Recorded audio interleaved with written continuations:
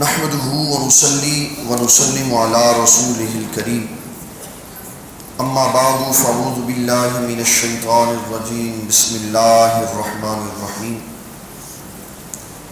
يقولون لئن رجعنا إلى المدينة ليخرجن الأعز منها الأذل ولله العزة ولرسوله وللمؤمنين ولكن المنافقين لا يعلمون صدق الله العظيم وصدق رسوله النبي الكريم الأمين إن الله وملائكته يصلون على النبي يا أيها الذين آمنوا صلوا عليه وسلموا تسليما. تمام احباب ذوق و شوق سے درود و سلام پڑھیں.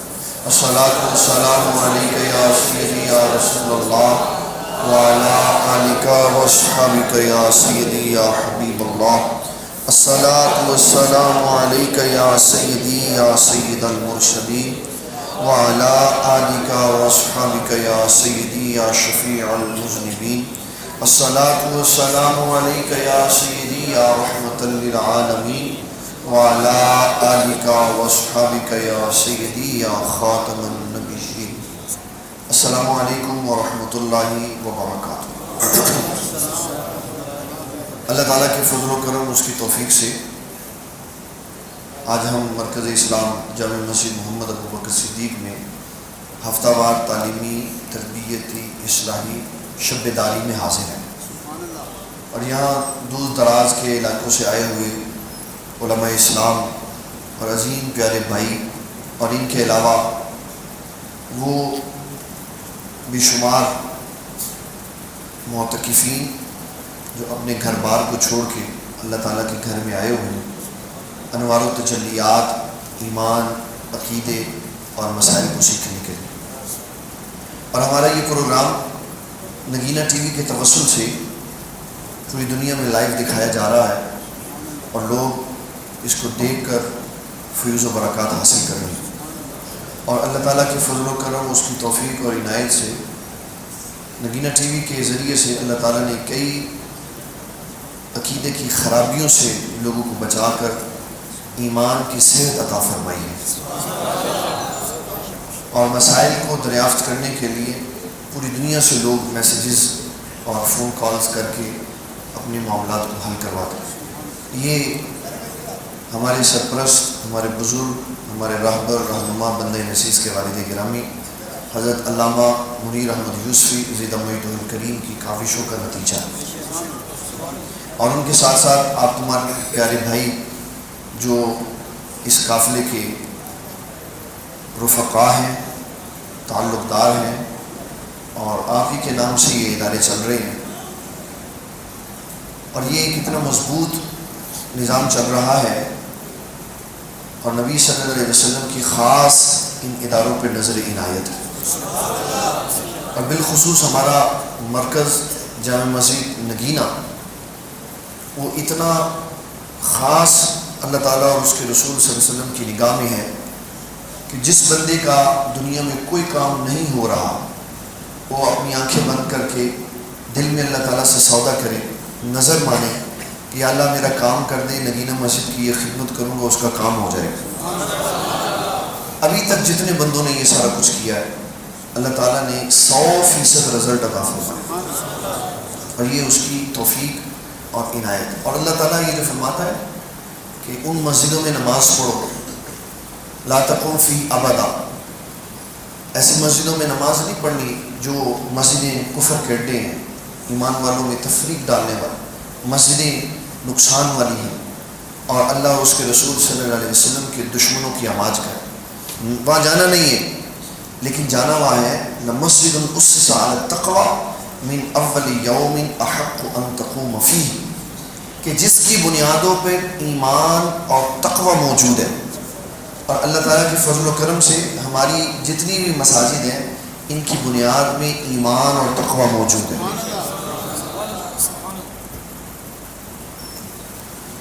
آج نماز تراویح میں 28واں سپارہ پڑھا گیا، اسی کے حوالے سے ہم آج کچھ مسائل سنیں گے، اور جب مفتی حضرت علامہ مولانا صادق فریسیگی صاحب تشریف لائیں گے تو پھر وہ بھی واضح فرمائیں. غزوہ مریسی سے مسلمان واپس لوٹے،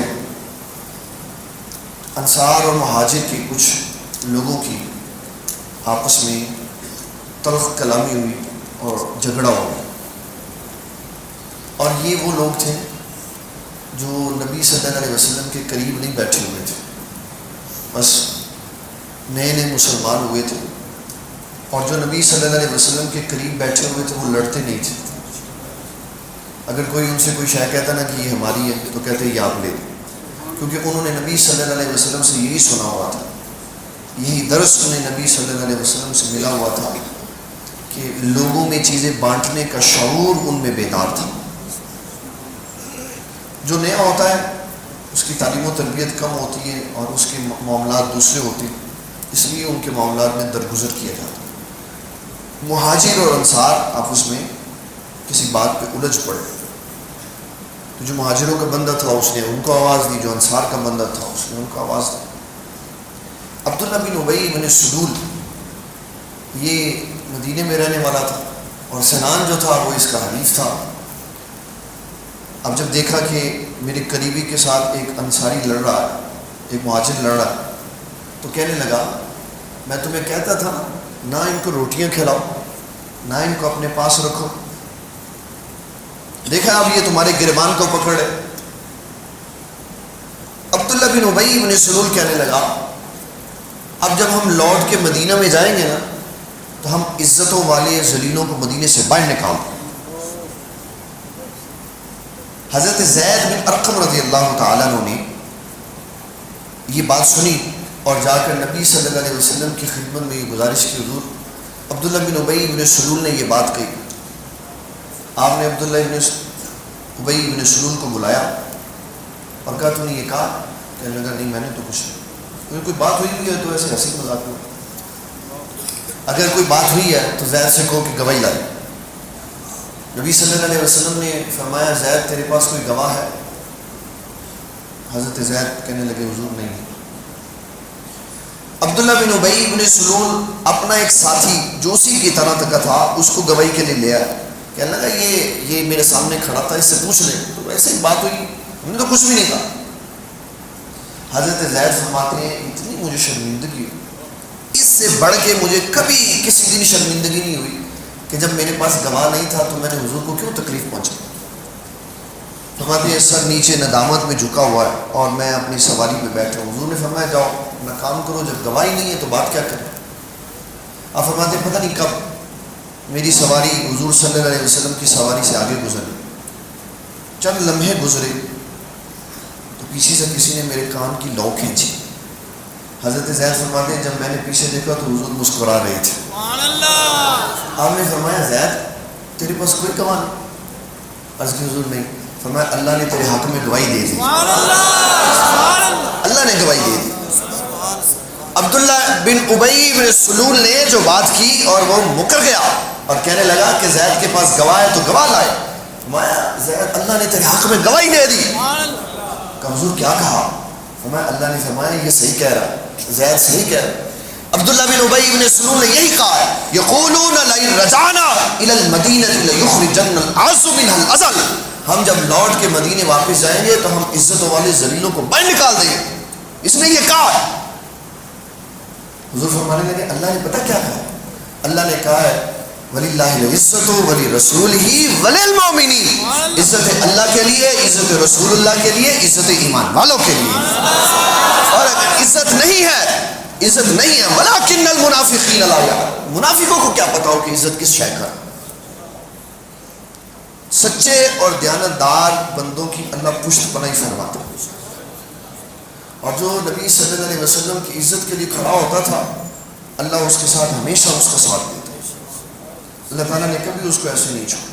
اور یہ ایمان اور عقیدے کا مسئلہ، نبی صلی اللہ علیہ وسلم کی عزت میں کوئی سودا نہیں، یہی شروع سے اسلام چلا۔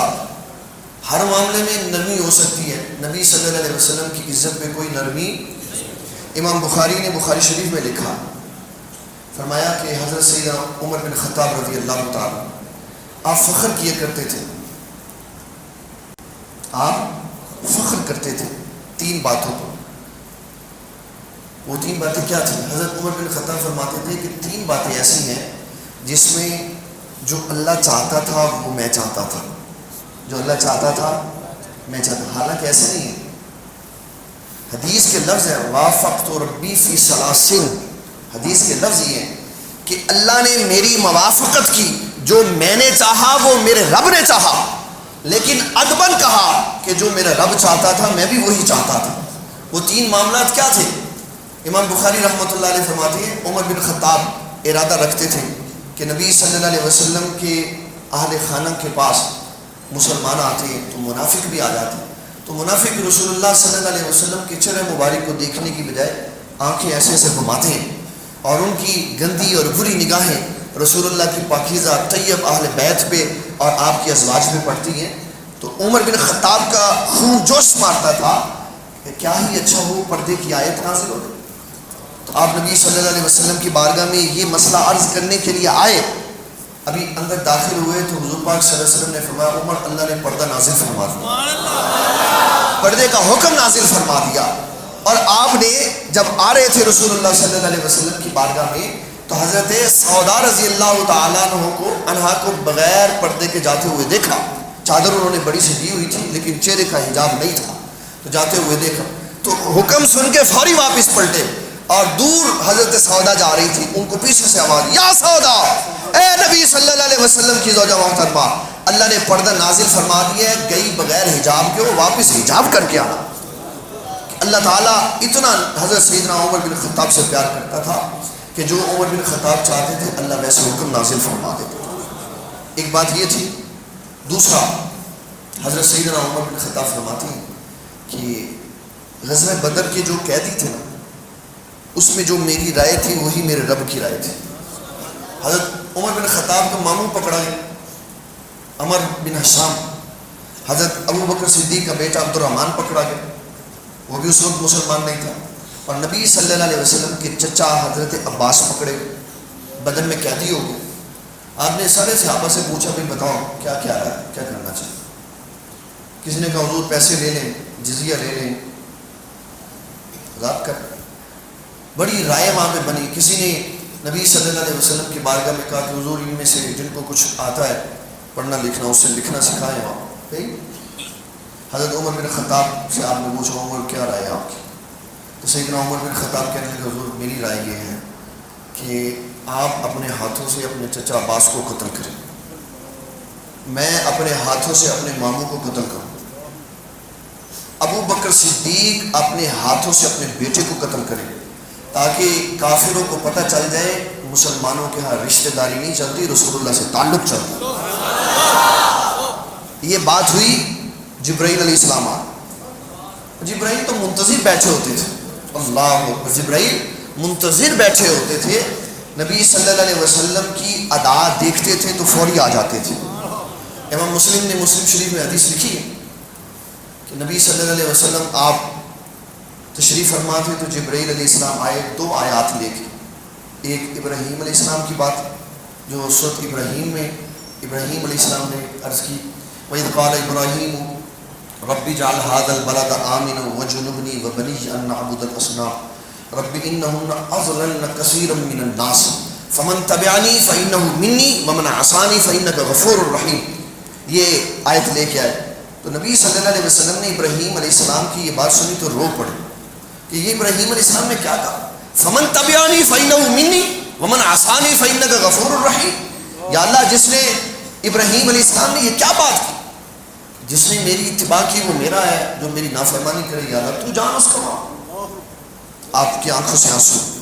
تو جبرائیل علیہ السلام آسمان سے آگے نیچے، دور نہیں آسمان ان کے لیے آسمان دور قریب ہے، ان کے لیے آسمان قریب ہے. علامہ بدر الدین عینی حنفی رحمۃ اللہ علیہ نے لکھا ہے جبرائیل علیہ السلام 1,24,000 انبیاء میں سے جس کے پاس سب سے زیادہ مرتبہ گئے وہ سیدنا ابراہیم خلیل اللہ علیہ السلام تھے کہ ان کی 300 سال سے زائد عمر میں جبرائیل علیہ السلام 14 مرتبہ ان کے پاس آئے. کتنی مرتبہ؟ 14 مرتبہ آئے. اور نبی صلی اللہ علیہ وسلم کی زندگی 63 سالہ آپ کی ظاہری حیات طیبہ تھی. تو جبرائیل علیہ السلام 63 سالہ زندگی میں 24,000 مرتبہ رسول اللہ کی بارگاہ میں آیا. جب حضور کی باری آئی تو اللہ تعالیٰ نے سارے نظام بدل. ایک ایک لمحے پہ ایک ایک قدم پہ جبریل کو بار بار بھیجا, جا جبریل پوچھ میرے محبوب آپ کیا چاہتے ہیں. جبریل علیہ السلام آئے. عرض کی حضور آپ کیوں رو رہے ہیں؟ ہم نے فرمایا یار یہ میں سیدنا ابراہیم علیہ السلام کی بات سن کے رو رہا ہوں. انہوں نے کیا کہا؟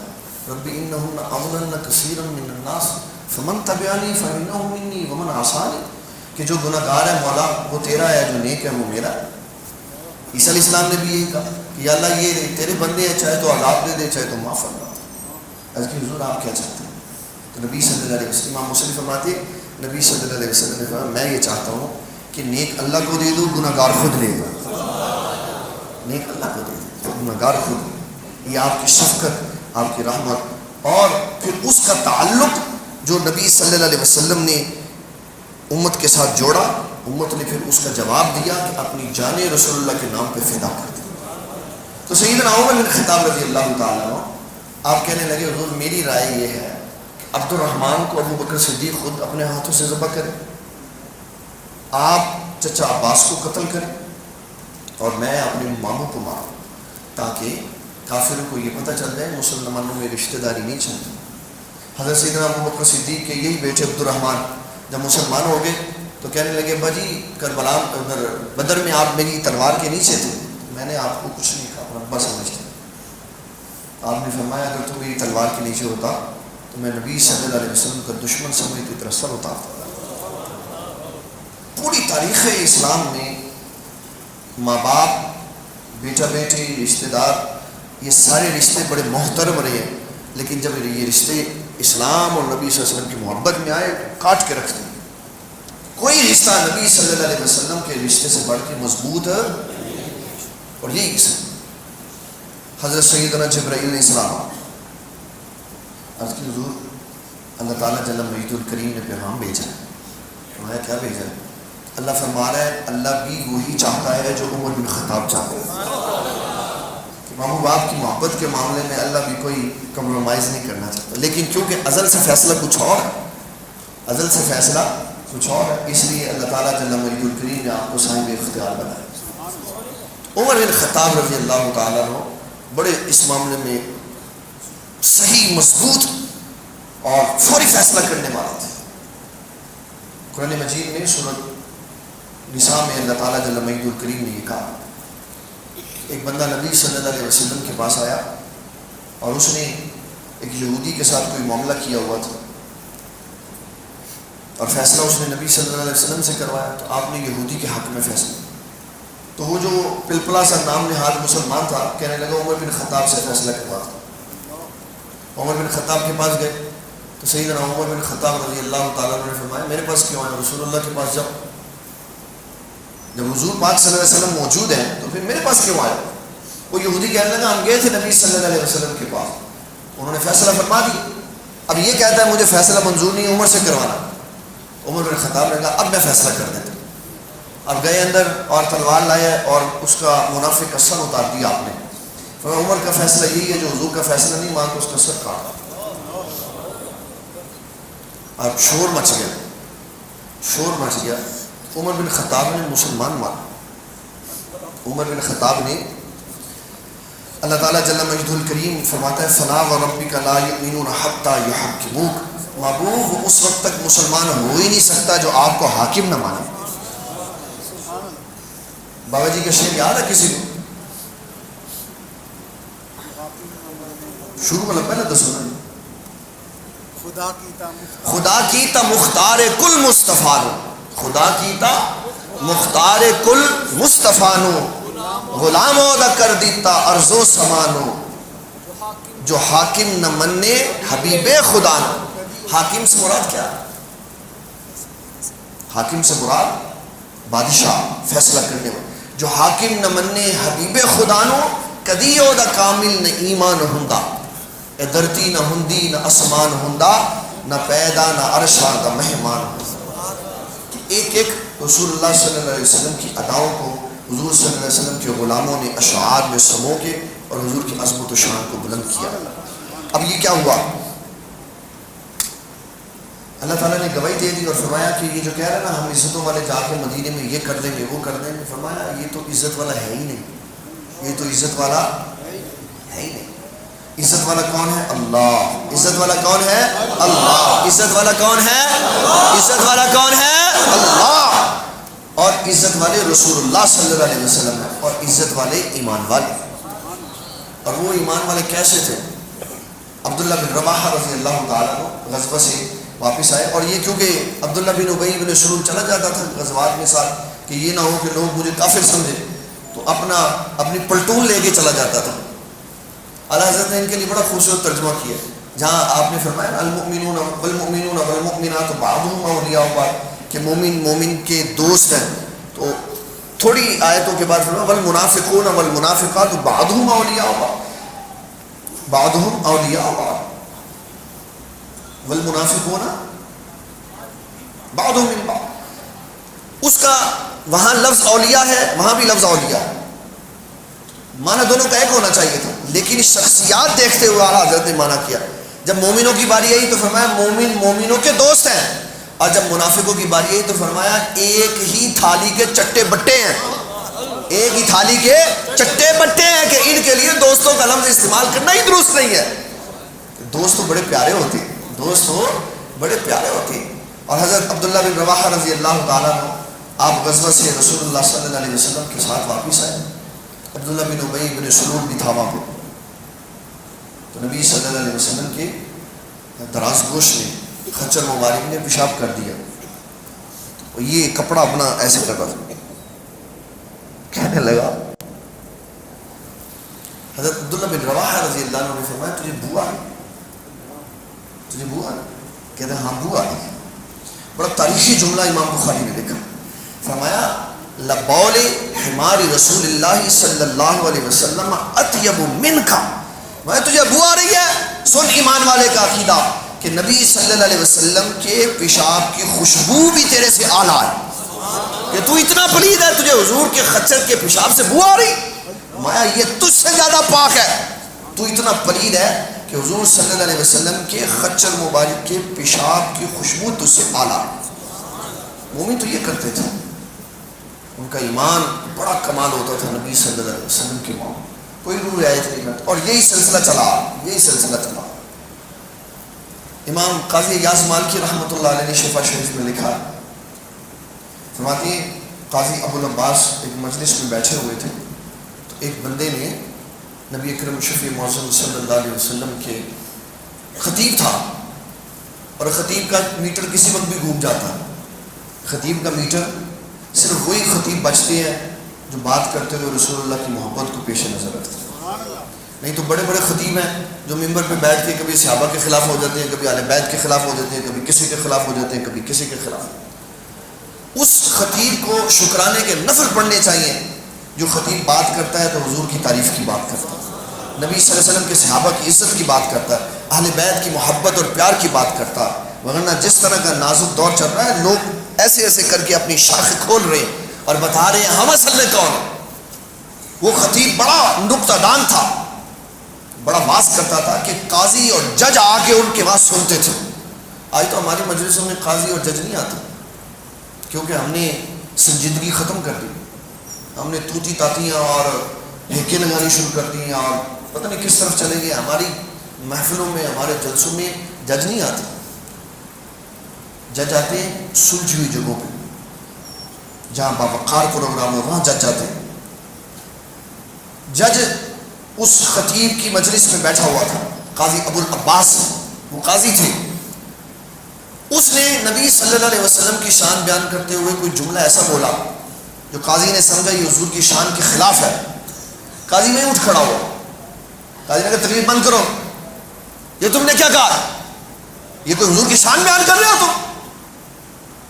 فوری طور پہ اس نے پولیس بلائی، فوری طور پہ اس نے پھانسی دینے والا جلاد بلایا، فرمایا اس خطیب نے حضور کی توہین کی ہے، اس کو یہاں پہ پھانسی پہ لٹکا دو۔ وہیں کھڑے کھڑے فیصلہ کر دیا، اور کوئی اس نے وضاحت نہیں طلب کی کہ تو نے یہ کیا کہا میں نے سنا ہے تو نے حضور کی توہین کی، ادھر اس کو لٹکا دو۔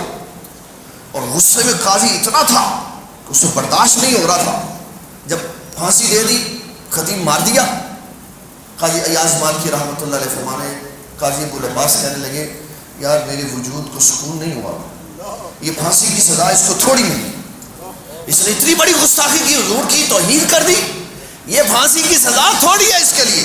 تو کہا کیا کیا جائے؟ کہا اس کو اتارو، اب اس کے گلے پہ چھری چلاؤ، اس کو ذبح کرو، تاکہ لوگوں کو یہ احساس ہو کہ حضور صلی اللہ علیہ وسلم کے لیے جملے سوچ کے استعمال کرنے چاہیے۔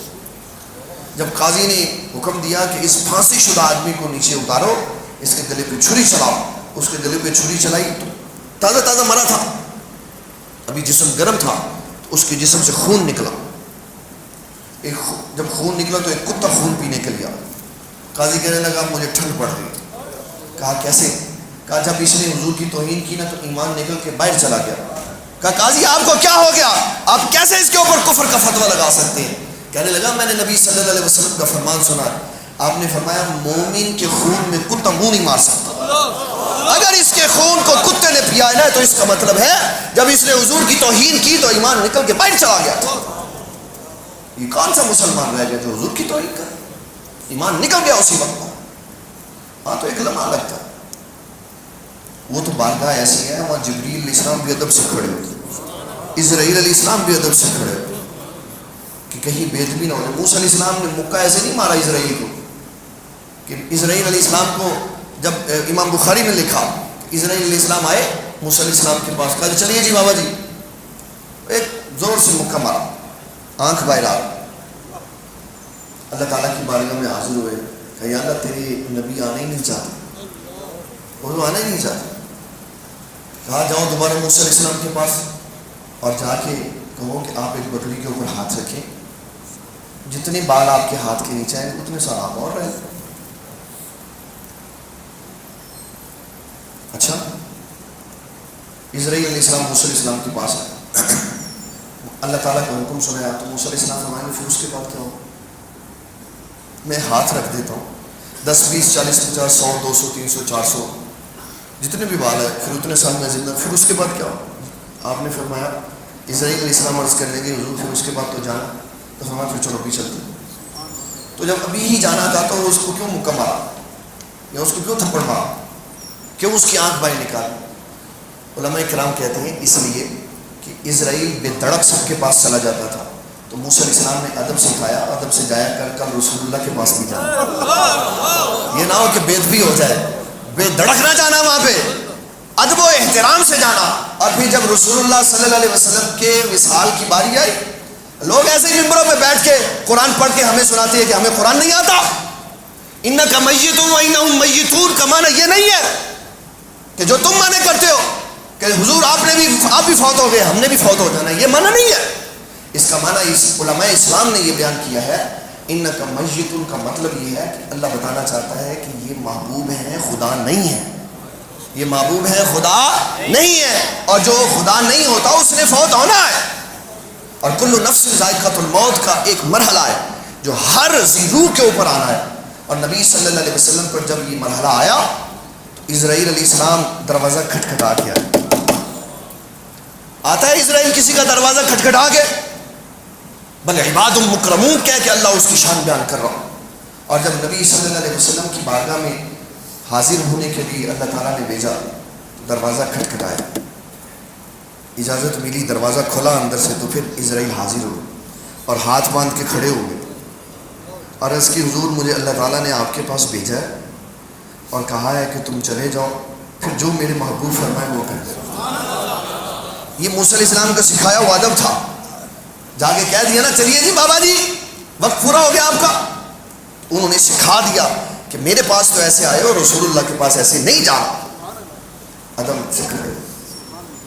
اور پھر ساتھ عرض کر دی کہ حضور یہ جو میں نے آپ کے ساتھ کیا ہے، یہ جو میں نے آپ کے ساتھ طریقہ کار اختیار کیا، نہ حضور میں نے پہلے کبھی کسی کے ساتھ کیا نہ بعد میں کسی کے ساتھ کیا، یہ آپ کا خاص ہے۔ وہاں تو اتنے ادب و احترام کا خیال رکھا جاتا ہے، اتنی ایک ایک بات کا خیال رکھا جاتا ہے کہ کہیں نبی صلی اللہ علیہ وسلم کے مقام اور مرتبے کو نقصان۔ یہ ایمان ہے، یہ کیا ہے؟ ایمان۔ اور اس طرح کے ایمان کا تقاضا کرتا ہے اللہ تعالیٰ کہ نبی صلی اللہ علیہ وسلم کا معاملہ ہو انسان کے رونگٹے کھڑے ہو جائیں، انسان کے رونگٹے. اور میں آپ کو ایک بات بتانے لگا ہوں, اس بات کو تجربہ کرنے کا. علامہ قرطبی نے الجامع لاحکام القرآن میں جلد 6 میں جز 18 میں صفحہ نمبر 182 میں, جو چھپا میرے پاس ہے میں اس کی بات کر رہا ہوں, سورۃ نور کی آیت نمبر 40, فما یجعل اللہ لہ نورا فما لہ من نور, آیت نمبر 40. اس میں سیدنا انس بن مالک رضی اللہ تعالیٰ عنہ سے ایک حدیث لکھی. حضرت انس بن مالک رضی اللہ تعالیٰ عنہ فرماتے ہیں نبی صلی اللہ علیہ وسلم نے ارشاد فرمایا کہ اللہ تعالیٰ جل مجدہ الکریم نے مجھے اپنے نور سے تخلیق فرمایا, مجھے اپنے نور سے تخلیق فرمایا. یہ کون کہہ رہے ہیں؟ حضرت انس رضی اللہ عنہ. اور لکھا کس نے؟ امام قرطبی نے جامع احکام القرآن میں سورۃ نور کی آیت نمبر 40 میں فرمایا اللہ تعالیٰ نے مجھے اپنے نور سے بنایا, میرے نور سے ابو بکر صدیق کو بنایا, ابو بکر صدیق کے نور سے اللہ تعالیٰ نے عمر بن خطاب کو بنایا اور سیدہ عائشہ صدیقہ کو بنایا, اور عمر بن خطاب کے نور سے ایمان والے مرد بنائے اور سیدہ عائشہ صدیقہ کے نور سے ایمان والی عورتیں بنائیں. اور فرمایا جس نے مجھ سے محبت نہیں کی, جس نے ابو بکر صدیق سے محبت نہیں کی, جس نے عمر بن خطاب سے محبت نہیں کی, جس نے سیدہ عائشہ صدیقہ سے محبت نہیں کی, فما یجعل اللہ لہ نورا فما لہ من نور, اللہ تعالیٰ اس کا نور ہی ختم فرما دیتا, اللہ اس کا نور ہی ختم فرما دیتا. اب اس کا تجربہ آپ کرنا ہے. جو میں اصل میں بات بتانے لگا تھا اس کو سنا. جب حضور صلی اللہ علیہ وسلم کی شان سنے نا, اور یہ آپ کے بال نہ کھڑے ہوں, یہ آپ کے بال نہ کھڑے ہوں, تو سمجھنا گڑبڑ ہو گئی. کیوں؟ آپ عمر بن خطاب کے نور سے بنے ہوئے ہیں, اور عمر بن خطاب جب حضور کی شان سنتے تو سناتے تو ان کے بال کھڑے ہو جاتے تھے. مجھے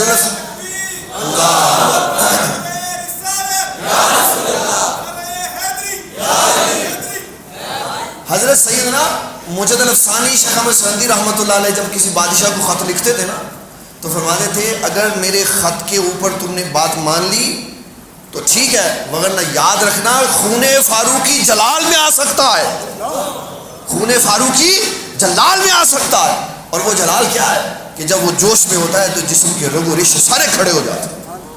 اگر کسی بندے کو حضور کی شان سن کے ایسی کیفیت پیدا ہو تو سمجھو کہ ایمان باقی ہے, ایمان باقی ہے. اور اگر نہیں ہو تو جیسے بیٹریاں ڈیڈ ہو جاتی ہے نا, تو یہ سمجھو بیٹری ڈیڈ ہو گئی, تو پھر بیٹری چارج کروانی چاہیے کسی علم والے کے پاس, کسی اللہ والے کے پاس, کسی حضور کے غلام کے پاس. یار میری بیٹری چارج کر, پھر وہ بٹھائے گا, کچھ اپنی نظر شفقت فرمائے گا, کچھ حضور کی محبت سنائے گا, تو دل نور و علا ہو جائے گا. ڈیڈ بیٹریاں چارج ہو جاتی ہیں, ڈیڈ بیٹریاں چارج ہو جاتی ہیں. تو جب دل ڈیڈ ہو جاتے ہیں ایمان کے نور سے, تو اللہ والوں کے پاس بیٹھنے سے دوبارہ چارج ہو جاتا ہے. اب یہ کیا ہوا, ہم بات اسی کے اوپر آ جاتے ہیں جس سے ہم نے بات شروع کی تھی. اس نے یہ کہہ دیا, اللہ تعالیٰ نے گواہی دے دی. اب جب مدینہ شریف واپس پہنچے نا, عبداللہ بن ابی بن سلول کا جو بیٹا ہے اس کو پتہ چلا کہ اس نے معاذ اللہ ثم معاذ اللہ نبی صلی اللہ علیہ وسلم کے لیے اتنا سخت جملہ بولا میرے باپ نے. عرض کرنے لگا حضور مجھے اجازت دیں میں اپنے باپ کا سر کاٹ کے رکھوں. آپ نے نہیں اجازت دی. نبی صلی اللہ علیہ وسلم حکیم مطلق ہے, آپ نے اس لیے اجازت نہیں دی. کئی لوگوں نے ایسے کام کیے لیکن نبی صلی اللہ علیہ وسلم نے اجازت نہیں دی. علماء کہتے ہیں اس لیے نہیں اجازت دی کہ جب تاریخ کے اوراق پہ گرد پڑ جاتی ہے, حالات پیچھے چلے جاتے ہیں, تو لوگ پھر اپنی مرضی کے معنی نکال لیتے ہیں. تو جو مستشرقین ہیں, اسلام کے دشمن ہیں, اور جنہوں نے ٹھیکہ لیا ہوا ہے اسلام کا مطالعہ کرنے کے بعد اسلام کی جڑوں کو کاٹنے کا, وہ یہ کہتے ہیں کہ دیکھو پہلے کلمہ پڑھایا پھر خود ہی سر کٹوا دیا. تو اس چیز سے, اس الزام سے بچنے کے لیے نبی صلی اللہ علیہ وسلم نے اپنا حکیمانہ ارشاد فرمایا نہیں اس کو ماننا نہیں ہے. لیکن وہ عبداللہ کے خون میں جو ابال آ رہا تھا, جو جوش آ رہا تھا, اور نبی صلی اللہ علیہ وسلم کی محبت کا ٹھٹھے مارتا ہوا سمندر جو بے قابو ہو رہا تھا, وہ نہیں رکا. قتل نہیں کیا لیکن اپنے باپ کے پاس گئے, اس کو گریبان سے پکڑا اور اس کو کہا خبیث آدمی تو نے رسول اللہ کو ذلیل کہا, اب میرے ساتھ باہر آ. چوک میں لے کے آئے عبداللہ رضی اللہ تعالیٰ عنہ اپنے باپ کو, اور کہا جب تک تو یہ نہیں کہے گا, جب تک تو یہ جملے اپنی زبان سے نہیں ادا کرے گا, میں اس وقت تجھے نہیں چھوڑوں گا. تو باپ کہنے لگا کیا چاہتا ہے؟ کہا تو اپنی زبان سے اقرار کر کہ میں ذلیل ہوں, رسول اللہ عزت والا. بیٹے نے اپنے باپ کا گریبان پکڑا ہوا. بیٹے تو ایسے کھڑے ہوتے ہیں, ایسے تب کھڑے ہوتے ہیں جب باپ بیٹا دونوں رسول اللہ کے غلام ہوتے ہیں, اور جب کوئی کسی طرف میں گڑبڑ ہوتی ہے تو پھر کوئی ادب و احترام نہیں ہوتا. یہ سارے رشتے, یہ سارے تعلق, یہ سارے خاندان, یہ ہیں ہی نبی صلی اللہ علیہ وسلم کے صدقے سے. جب حضور کی عزت نہیں ہے, حضور صلی اللہ علیہ وسلم کا احترام نہیں, تو کوئی رشتہ نہیں, کوئی تعلق نہیں, کیونکہ تعلق بنتا ہی نبی صلی اللہ علیہ وسلم کے ساتھ ہے. اس نے کہا, بیٹے نے کہا ہاں میں ذلیل ہوں, حضور عزت والے. پھر باپ نے کہا میں ذلیل ہوں, حضور عزت والے. تو پھر حضرت عبداللہ نے چھوڑا. ایسے بیٹے اور بڑے پختہ. اور پھر جب مرنے لگا یہ بے ایمان عبداللہ بن ابی بن سلول کو نواں اس نے چند چڑھا دیا. کہنے لگا عبداللہ کو بلا کے بات سنو. کہا کیا ہے؟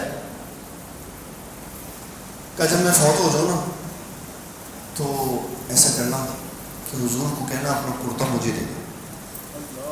حضور صلی اللہ علیہ وسلم کو کہنا اپنا کرتا شریف مجھے دے دے, اور پھر اپنا لعاب بھی میرے منہ میں ڈال دے, اور میری نماز جنازہ بھی پڑھا. جب تم مانتا ہی نہیں تو پھر کیا کر رہا ہے؟ جب فوت ہو گیا تو عبداللہ آئے اور کہنے لگے حضور میرا والد یہ کہہ رہا تھا. آپ نے فرمایا ہم اس کو کرتا بھی دیں گے, لعاب شریف بھی ڈالیں گے, نماز جنازہ بھی پڑھائیں گے. عمر بن خطاب رضی اللہ تعالیٰ عنہ عرض کرنے لگے, میں وہ لفظ نہیں سناؤں گا جو حدیث میں موجود ہے, میں وہ اپنا خوبصورت سمانہ کر کے آپ کو بتاؤں گا. عمر بن خطاب رضی اللہ تعالیٰ عنہ, حدیث میں جو عمر بن خطاب رضی اللہ تعالیٰ عنہ کا انداز آتا ہے نا, وہ بڑا کمال ہے. حضور کے سامنے نہیں کھڑے ہوتے تھے, یہ یاد رکھنا ہے. کسی معاملے میں کوئی صحابی کبھی حضور پاک کے سامنے نہیں کھڑا ہو, کسی کی کیا ضرورت ہے حضور پاک کے سامنے کھڑا ہو.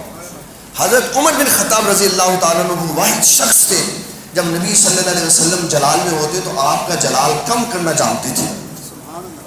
وہ کیا طریقہ کار تھا کہ جب حضور صلی اللہ علیہ وسلم جلال میں ہوتے تو حضرت عمر بن خطاب گھٹنوں کے بل بیٹھ کے اور ہاتھ جوڑ کے حضور سے کی بارگاہ میں عرض کرتے, آمنت باللہ ربا وبالاسلام دینا وبمحمد صلی اللہ علیہ وسلم نبیا ورسولا.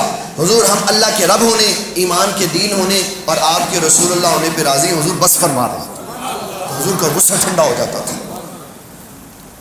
ورنہ کسی کی کیا مجال ہے کہ حضور جلال میں ہو تو وہ سامنے تابلاز. اور یہی وہ شخص ہے حضرت سیدنا عمر بن خطاب رضی اللہ تعالیٰ, جب حضور صلی اللہ علیہ وسلم کا چہرہ جگمگا رہا ہوتا تھا تو اپنی آنکھوں اور توانائی کے ساتھ حضور کا دیدار کرتے تھے. ورنہ کسی صحابی میں یہ کمال نہیں تھا کہ جب حضور صلی اللہ علیہ وسلم کا چہرہ چمک رہا ہوتا تھا تو وہ بلا آنکھیں جھپکائے دیکھتا تھا, لیکن اس نور کا روب اتنا ہوتا تھا کہ آنکھیں خود بخود جھک جاتی تھی. یہ عمر بن خطاب اور سیدنا ابو بکر صدیق دو شخصیات ایسی تھیں جو حضور صلی اللہ علیہ وسلم کو ٹک ٹکی باندھ کے دیکھتے تھے. یہ اللہ تعالیٰ نے ان کے اندر کمال رکھا ہوا تھا کہ جب نبی صلی اللہ علیہ وسلم غصے میں ہوتے تو ٹھنڈا کر دیتے تھے.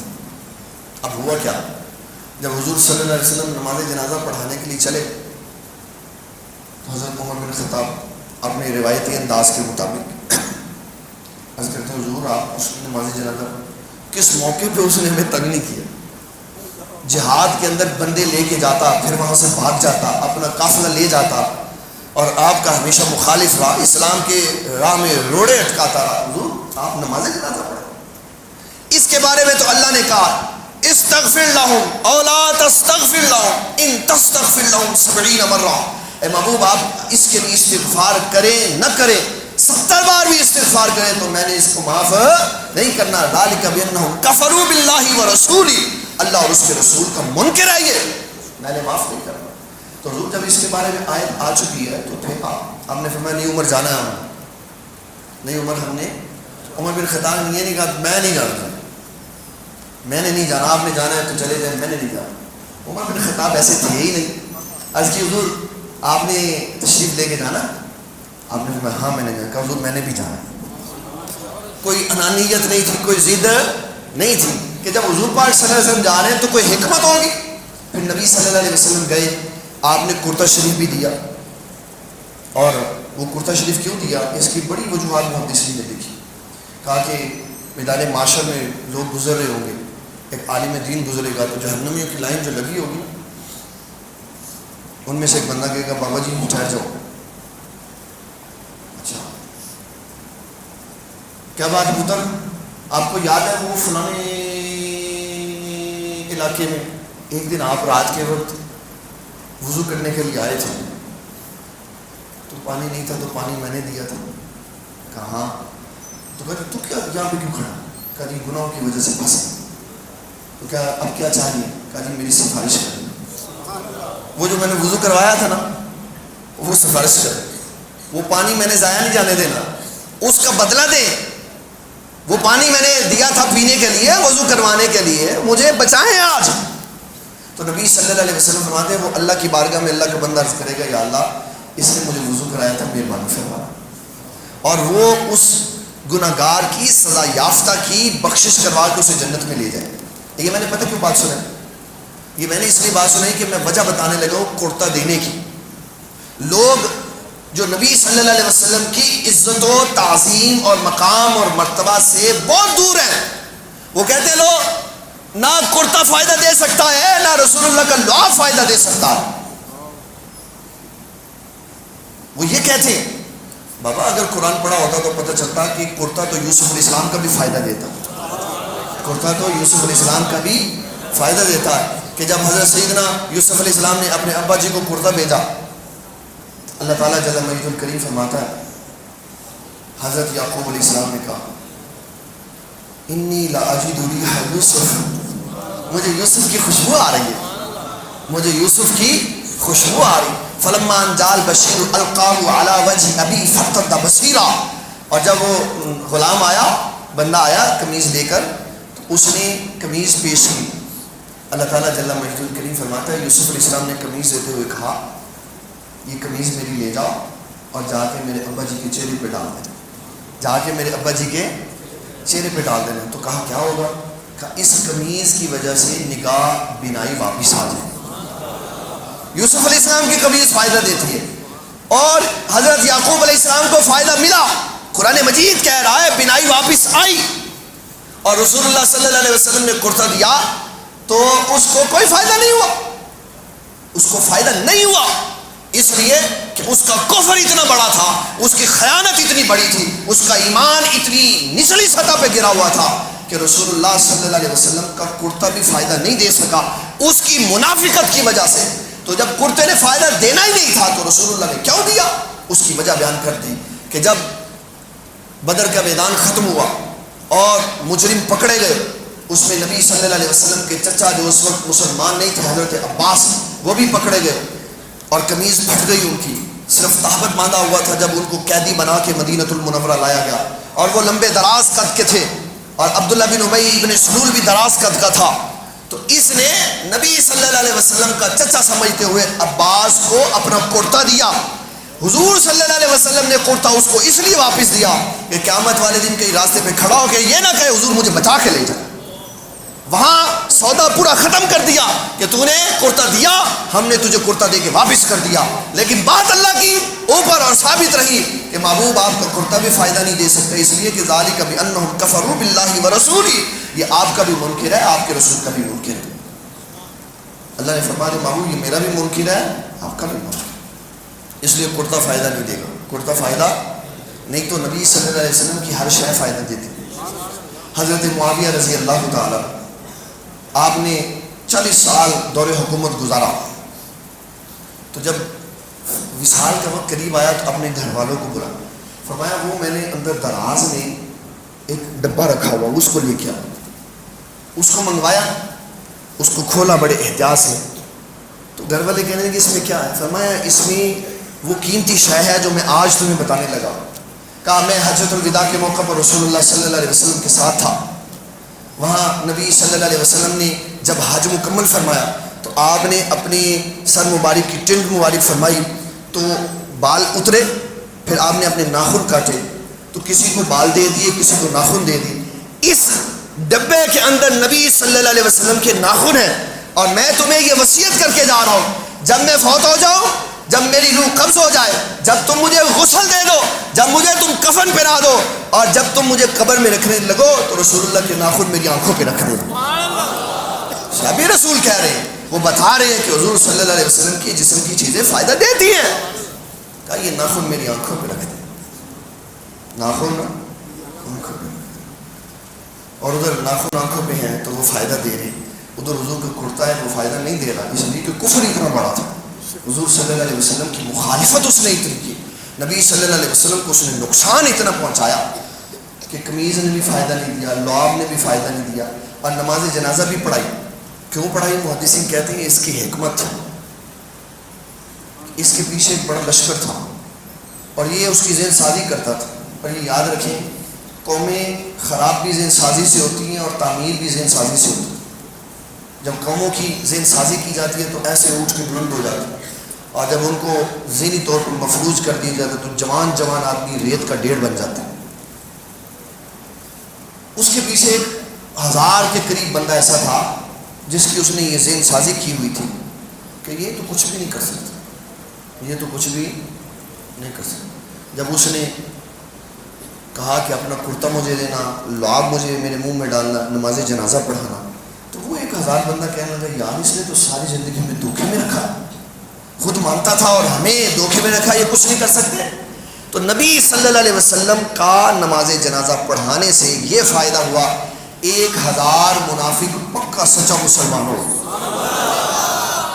جب نماز جنازہ پڑھا دی، منافق مسلمان ہو گئے، پھر اللہ نے ایک اور آیت نازل فرمائی، وَلَا تُصَلِّ عَلَىٰ أَحَدٍ مِّنْهُمْ مَاتَ أَبَدًا وَلَا تَقُمْ عَلَىٰ قَبْرِهِ إِنَّهُمْ كَفَرُوا بِاللَّهِ وَرَسُولِهِ۔ محبوب ان میں سے کوئی بے ایمان، کوئی خبیث مر جائے، نہ اس کی نماز جنازہ پڑھانی ہے، نہ اس کی قبر پہ جانا۔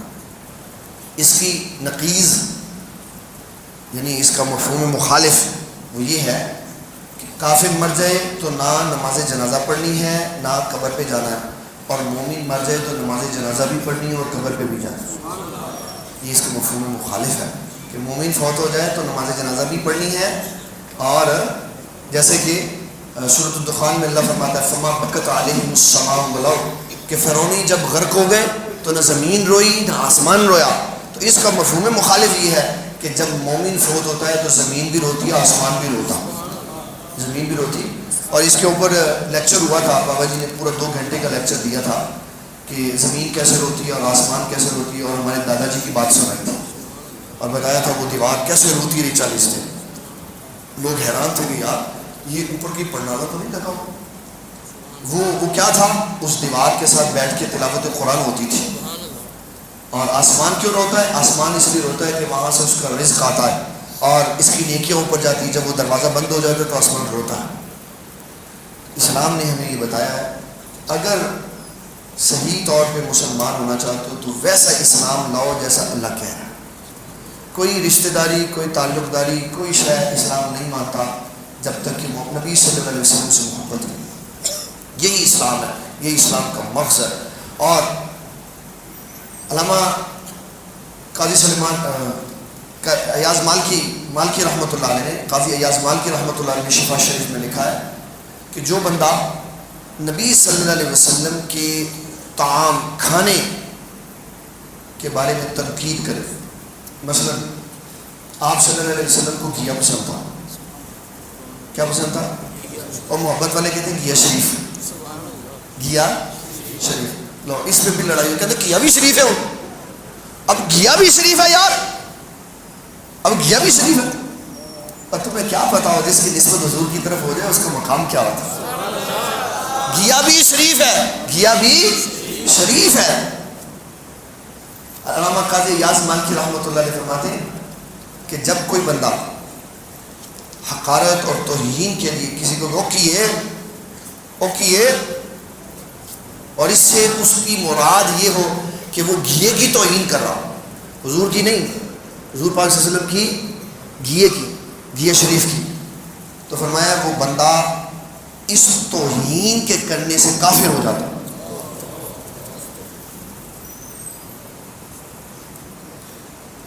گھیے کی توہین کرنے سے کافر ہو جاتا ہے۔ نبی صلی اللہ علیہ وسلم کی قمیض مبارک کی توہین کرنے سے بندہ کافر ہو جاتا ہے۔ کہ کوئی یہ کہے کہ حضور صلی اللہ علیہ وسلم کی قمیض میلی تھی، کافر ہو جاتا ہے۔ یہ تو پتہ نہیں حکومتیں کس خیال میں بیٹھی ہوئی ہیں کہ ان کو بات ہی کوئی نہیں نظر آئی۔ ایمان تو یہ کہتا ہے کہ حضور صلی اللہ علیہ وسلم کی قمیض کا کنارہ ہو اور کوئی اس کی توہین کرے کہ وہ میلا تھا تو کافر ہو جاتا ہے۔ جب مٹی پڑی تو کیا کہیں گے؟ جب مٹی پڑی تو میلا ہی کہیں گے۔ کہا نہیں، جب تیرے لباس پہ مٹی پڑے تو کہ میرا لباس میلا ہو گیا، اور جب نبی صلی اللہ علیہ وسلم کے لباس مبارک پہ مٹی پڑے تو پھر یہ نہیں کہنا میلا ہو گیا، بلکہ کہنا ہے مٹی نے دامن مصطفیٰ میں جگہ لی ہوئی ہے، یہ کہنا، تاکہ لوگوں کو پتہ چلے کہ مٹی تیرے اوپر پڑے تو کیا ہوتا ہے، جب مٹی حضور کی آگوش میں آ جائے تو پھر کیا ہوتا ہے۔ وہاں کوئی لفظ ایسا نہیں بولنا جس سے نقص اور عیب اور کمی اور کوئی اور شے نظر آتا، کیوں وہاں عیب اور نقص اور کمی والی کوئی شے۔ حضرت حسان نے ویسے کہہ دیا احسن منک لم ترقت عینی واجمل منک لم تلد النساء خلقت مبرا من کل عیب کانک قد خلقت کما تشاء۔ محبوب اللہ نے آپ کو ہر عیب سے پاک پیدا فرمایا، اور جیسے آپ نے چاہا اللہ نے ویسے پیدا فرمایا۔ یہ ہمارے آقا صلی اللہ علیہ وسلم، جہاں کوئی کمی کجی ہے نہیں۔ اس لیے میرے پیارے انتہائی واجب الاحترام بزرگوں، دوستوں، بھائیوں جو اعتکاف میں بیٹھے ہوئے ہیں، جو ہفتہ وار پروگرام میں آئے، یہ خیال ضرور رکھیں کہ ہمارے آقا صلی اللہ علیہ وسلم اتنی شانوں والے کہ آپ کی شان کی حدود بیان نہیں ہو سکتی، اس کے باوجود اللہ تعالیٰ نبی صلی اللہ علیہ وسلم سے فرماتا تھا محبوب جاؤ دین اسلام کا کام کر کے، جو لوگوں کو اسلام کی بات سنا کے، اور آپ نے نہ دن دیکھا، نہ رات دیکھا، نہ سردی دیکھی، نہ گرمی دیکھی، نہ صحابہ نے سردی گرمی دیکھی۔ صحابہ کے وفد کی ایک بات آتی ہے کہ نبی صلی اللہ علیہ وسلم نے ایک صحابہ کے وفد کو فرمایا کہ جاؤ اس علاقے میں جا کے تبلیغ کر کے۔ جب وہ وہاں گئے، سخت گرمی، اور جو جوتے وہ ٹوٹ گئے، اور صرف جوتے نہیں ٹوٹے بلکہ مٹی کا، گرم مٹی کا اثر ناخنوں پہ پڑا، ناخن اکھڑ گئے اور پیر خون سے بھر گئے، لیکن نبی صلی اللہ علیہ وسلم کی بات کو نبھایا اور وہاں جا کے دعوت دی۔ نتیجہ یہ نکلا کہ پورا قبیلہ مسلمان ہو گیا۔ یہ بھی مشن نبی صلی اللہ علیہ وسلم، دعوت و تبلیغ والا مشن بھی نبی صلی اللہ علیہ وسلم کا، کہ آپ نے اتنی دعوت و تبلیغ کی کہ جب آپ نے پہلا دن واز فرمایا تو مشرکین مکہ کی ٹولی کھڑی تھی، جو سارے آپ کا انکار کرنے والے تھے، لیکن آپ پیچھے نہیں ہٹے، اور جو جملہ آپ نے فرمایا نا وہ تاریخی جملہ تھا۔ فرمایا ایک ہاتھ میں سورج رکھ دو، ایک میں چاند رکھ دو، اور یہ تاریخی بات ہے۔ سورج کا معنی تھا کہ جتنی چاہتے ہو مشکلات پیدا کر لو، اور چاند کا معنی تھا جتنی چاہتے ہو سہولتیں دے دو، جو مرضی پیشکشیں کر لو اور جتنے مرضی راستے بند کر دو، یاد رکھو میں اللہ کی دعوت و تبلیغ کا کام نہیں چھوڑ سکتا۔ اور یہی مسلمان کا شیوا کہ وہ حالات کی تنگی کو نہ دیکھے، وہ مصائب کو نہ دیکھے، وہ اپنے مشن کو دیکھے۔ ہمارے استاد گرامی ایک شعر سناتے ہوتے تھے، جب کوئی بندہ طالب علم پڑھنے کے لیے آتا تھا تو وہ فرماتے تھے یہ سفر ہے کوہ جانا، یہ سفر ہے دین کا، جو سفر ہے یہ سفر ہے کوہ جانا، یہاں قدم قدم بلائیں، یہ سفر ہے کوہ جانا، یہاں قدم قدم بلائیں، جس سے زندگی ہو پیاری وہ یہیں سے لوٹ جائے۔ جس کو اپنی زندگی سے پیار ہے نا وہ یہیں سے چلا جائے، کہ حضور صلی اللہ علیہ وسلم کے دین کا کام کرنے والوں کو دین سے پیار ہونا چاہیے، اور جب وہ دین سے پیار کریں گے تو پھر اللہ تعالیٰ ان کی زندگیوں میں خوشبو پیدا فرما دے گا، ان کی زندگیوں کو لوگوں کے لیے مشعل راہ بنا دے گا، اور وہ بیٹھے دنیا میں ہوں گے لیکن اللہ تعالیٰ سب کچھ ان کے دستے رحمت میں ان کو عطا فرما دے گا۔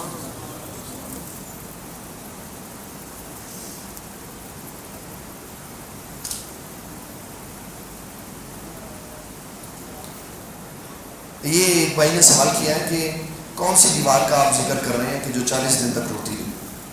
یہ ابھی پچھلے دنوں میں جب 25ویں سپارے کا ذکر ہوا تھا فما برکت عالم، تو اس میں میرے والد گرامی نے بیان کیا کہ ہمارا جو آبائی گھر ہے مصری شاہ میں، وہاں میرے دادا جان جہاں آپ بیٹھ کر تلاوت قرآن مجید کرتے تھے، تو جب آپ کا وصال ہوا تو وہ دیوار جو ہے وہ 40 دن تک روتی رہی تھی۔ اس دیوار کے اندر نہ اوپر پانی، نہ نیچے پانی، نہ دائیں پانی، نہ بائیں پانی، تو اس دیوار کے اندر سے پانی نکلتا تھا، وہ دیوار روتی تھی، کیوں؟ وہ تلاوت قرآن مجید سے محروم ہو گئی تھی۔ تو یہ اس دیوار کا بس یہی کافی۔ دوسری انہوں نے سوال کیا کہ کیا اپنے پیر صاحب کے تبرکات کا احترام کر سکتے ہیں؟ ان کے کپڑے، ان کے سر کے بال کفن میں رکھ سکتے ہیں؟ ابو ہریرہ صاحب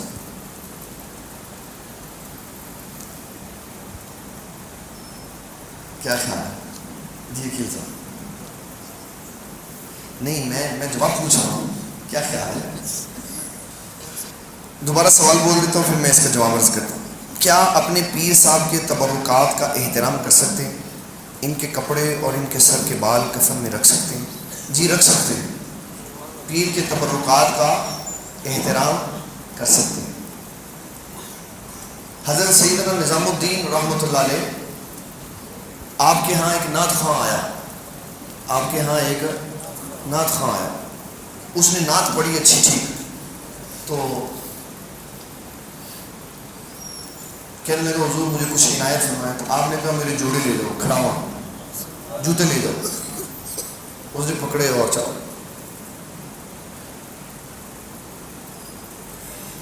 راستے میں شیخ کا مرید ملا، کہنے لگا یار تو میرے شیخ کے آستانے سے آیا، وہاں تو ہر ایک کو بڑی عنایات ہوتی ہے، بتا تجھے کیا؟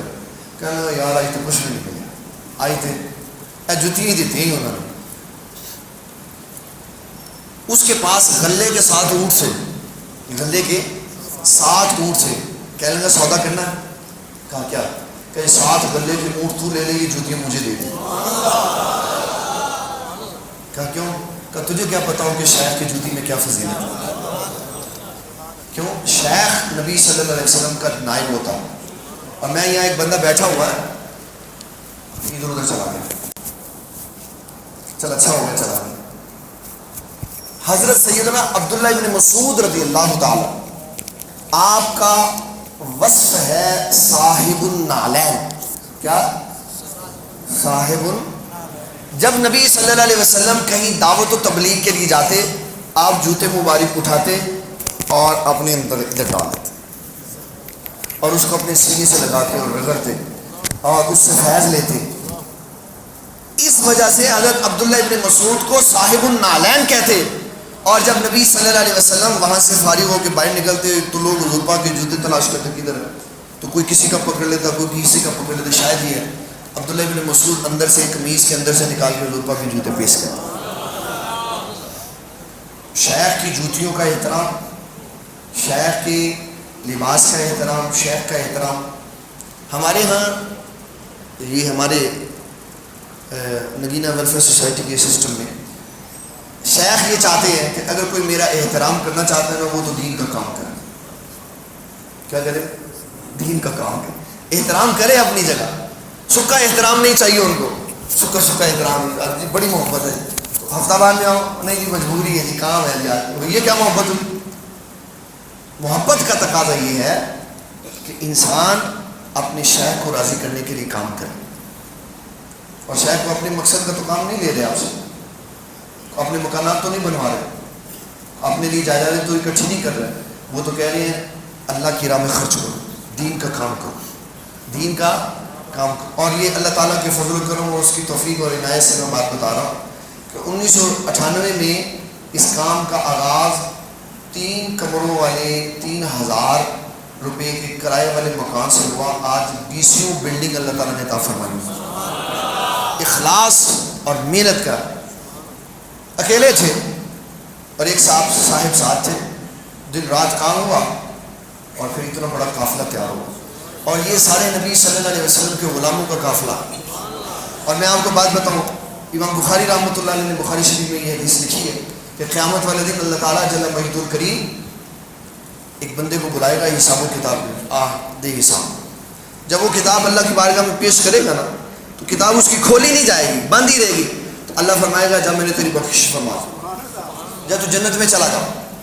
امام بخاری رحمۃ اللہ علیہ فرماتے ہیں وہ بندہ کہے گا یا اللہ میں نے جنت میں نہیں جانا، میں نے جنت میں، اللہ فرمائے گا پھر کیا چاہتا کہ یا اللہ وہ جو دنیا میں اتنے سارے بندے میرے پیچھے کھڑے ہوتے تھے، جن کا میں مقتدا تھا، جو میرے مقتدی تھے، جن کا میں پیشوا تھا، جو میرے مرید تھے، وہ کدھر ہیں؟ وہ کدھر ہیں؟ اللہ فرمائے گا جا پھر میدان معاشر میں چلا جا، اور جو تجھے نظر آتا ہے، جو تیرے پیچھے چلا کرتا تھا، ان کو لے آ۔ امام بخاری رحمۃ اللہ علیہ فرماتے ہیں سارے میدان معاشر سے اپنے ماننے والوں کو، اپنے متبعین کو لائے گا، اور اس وقت تک جنت میں نہیں جائے گا جب تک کہ سب سے آخری بندے کو جنت میں نہیں داخل کر دے گا۔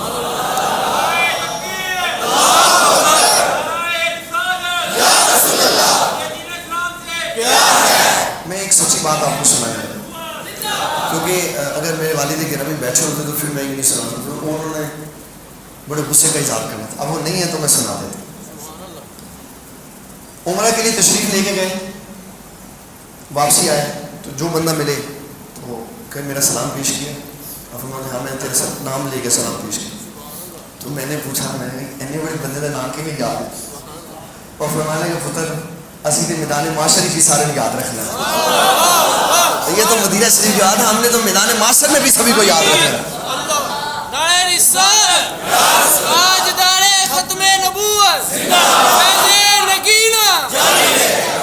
یہ آپ اس معاملے میں بالکل بے فکر ہیں. آپ جس جگہ پہ ہیں بالکل صحیح جگہ پر, اور یہ راستہ جنت کا راستہ ہے. یہ راستہ جنت کا راستہ. کوئی دھوکہ نہیں, کوئی دو نمبری نہیں, کوئی فراڈ نہیں. اللہ اور اس کے رسول کی محبت کا دعویٰ ہے بس. اور جو ابھی تک حلقہ ارادت میں نہیں آئے ان کو چاہیے کہ وہ بھی اپنے سلسلے کے ساتھ منسلک ہو, حلقہ ارادت میں آئیں اور وظائف پڑھیں اور نمازیں پڑھیں تاکہ ان کا راستہ سیدھا ہو. کیوں؟ یہاں فیض اسی کو ملتا ہے جو کام کرتا ہے. فیض اسی کو ملتا ہے جو کام کرتا ہے.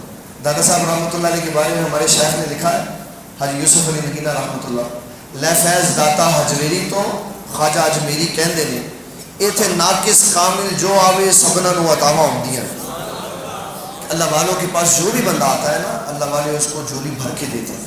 یہ میں ہمارے آقا صلی اللہ علیہ وسلم کا وصف ہے کہ آپ نے کبھی مال دیتے ہوئے کوئی کمی نہیں رکھی کسی کے. حاتم تائی کے بارے میں ایک بات سنی ہے کہ حاتم تائی لوگوں میں بڑی خیرات تقسیم کرتا تھا. کوئی ایک دروازے سے آتا, دو سے آتا, تین سے آتا تو اس کو مال دیتا. سیدنا علی المرتضیٰ کو کسی نے کہا کہ حاتم تائی بڑا سخی تھا. میں خاک سخی تھا. وہ کیا سخی ہے جو مانگنے والے کی حاجت ہی پوری نہیں کر سکتا. کہ ایک مانگنے والا ایک دروازے سے آتا ہے تو دیتا ہے, پھر اس کو اتنا تھوڑا دیتا ہے کہ اس کو دوسرے دروازے سے آنے کی ضرورت پڑتی ہے, پھر اس میں بھی اتنا تھوڑا دیتا ہے کہ اس کو تیسرے سے آنے کی ضرورت پڑتی ہے. فرمایا سخی تو سخی کائنات تھے, وہ ایک بار اتنی خیرات دیتے تھے دوسری بار مانگنے کی ضرورت ہی پیش نہیں آتی تھی. وہ خیرات دیتے تھے. تم کیا خیرات دیتے ہو, تم کس کی بات کرتے ہو؟ نبی صلی اللہ علیہ وسلم کی خیرات کے بارے میں تو امام بخاری نے لکھا, بخاری شریف میں فرمایا حضور کی خیرات رمضان المبارک اور دوسرے مہینوں میں ایسے ہوتی تھی جیسے ٹھنڈی ہوا چلتی تھی. اور حدیث شریف میں آتا, اب دو پہاڑوں کے درمیان میں کھڑے تھے جس کا نیچے والا سارا حصہ بکریوں سے بھرا ہوا تھا. ایک بندہ آیا, نیا نیا مسلمان ہوا تھا, مال چاہتا تھا. حضور کچھ مجھے بکریاں دے دے تاکہ کوئی آسانی ہو. آقا صلی اللہ علیہ وسلم نے کتنا اس کے ساتھ محبت والا منظر. فرمایا کیا چاہیے؟ کہ حضور کچھ بکریاں نہ. فرمایا جاؤ سارا ہی لشکر لے جاؤ, سارا جھنڈ لے جاؤ, ساری بکریاں لے جاؤ. وہ لے کے گیا اپنے قبیلے والوں کے پاس. کہنے لگا قبیلے والا آؤ میں تمہیں ایسے معبود کی بارگاہ میں لے کے جاتا ہوں جو اپنا سب کچھ دے دیتے ہیں اور انہیں خوف ہی کوئی نہیں, انہیں یہ پریشانی کوئی نہیں کہ میں کیا کروں گا, میں کیا کروں. اس لیے انہیں پتا تھا کہ یہ تھوڑی ختم ہونے والی چیزیں میری تھوڑی. نبی صلی اللہ علیہ وسلم آپ کے بارے میں امام بخاری رحمۃ اللہ علیہ فرمایا کہ حضور پاک صلی اللہ علیہ وسلم فرماتے انما انا قاسم واللہ یعطی, اللہ مجھے دیتا ہے میں آگے تقسیم فرما رہا ہوں. نہ دینے والے کا ختم ہوتا ہے نہ تقسیم فرمانے والے کا ختم ہوتا ہے. اس لیے آپ جس سلسلے کے ساتھ وابستہ ہیں وہ بہترین سلسلہ یوسفیہ بہترین سلسلہ ہے جو. اور سب سے بڑی بات یہ کہ ہمارے مرکزوں میں ہمارے اداروں میں آنے والے لوگ کسی کے بھی مرید ہوں, جب وہ واپس جاتے ہیں تو ان کی اپنی شیخ سے محبت زیادہ مضبوط ہو جاتی ہے. ہم کسی کی بیعتیں نہیں توڑاتے. ہمارے مدرسوں میں لڑکے پڑھتے ہیں, ہماری مسجدوں میں اساتذہ پڑھاتے ہیں, کسی کے مرید ہیں, لیکن جب وہ بابا جی کے پاس بیٹھتے ہیں اور شیخ کی فضیلت سنتے ہیں اور نبی صلی اللہ علیہ وسلم کی محبت سنتے ہیں تو وہ اپنے شیخ سے اور زیادہ محبت